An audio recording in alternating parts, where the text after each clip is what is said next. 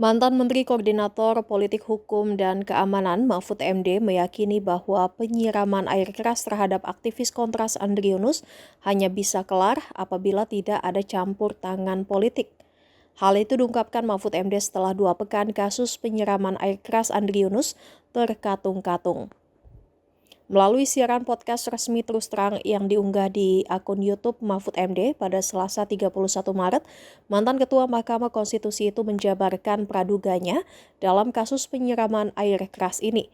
Mahfud secara gamblang menyebut insiden tersebut bukan sekedar kriminalitas biasa, melainkan sebuah operasi intelijen hitam terstruktur untuk melemahkan demokrasi. Kasus yang kini memasuki hari ke-18 tanpa kejelasan aktor intelektualnya ini, menurut Mahfud menjadi ujian krusial bagi kelangsungan demokrasi di era pemerintahan Presiden Prabowo Subianto. Mahfud memberikan apresiasi tinggi terhadap kemampuan teknis Polri yang sebenarnya telah berhasil mengidentifikasi pelaku dalam waktu singkat. Namun ia menyisipkan pesan peringatan yang tajam, yakni Polri hanya akan mampu mengungkap tuntas kasus ini jika tidak ada intervensi atau gangguan dari institusi lain maupun kepentingan politik. Ia juga menyinggung ketidaksinkronan yang sering terjadi antara Polri, TNI, dan Kejaksaan sebagai hambatan klasik dalam penegakan hukum di Indonesia. Sementara itu, pakar psikologi forensik Reza Indragiri Amril masih merasa janggal dengan keterlibatan Bais TNI dalam peristiwa teror penyiraman air keras aktivis Kontras Andri Yunus. Pasal apabila kasus kriminal terencana tersebut dilakukan oleh anggota Badan Intelijen Strategis alias Bais TNI, pengerjaannya terlalu berantakan.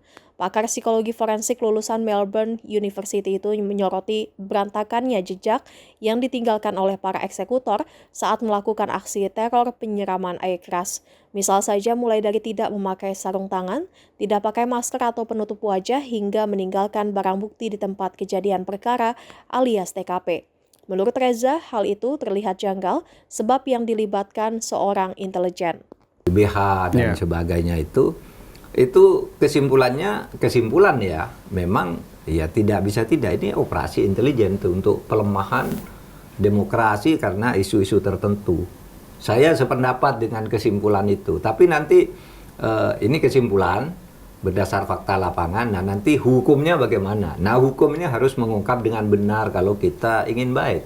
Kita ingatlah pidato Pak Prabowo ketika dilantik sebagai presiden tanggal 20 Oktober. Salah satu yang dikatakan dengan tegas, Intel harus profesional. Intelijen tidak boleh menginteli rakyatnya sendiri.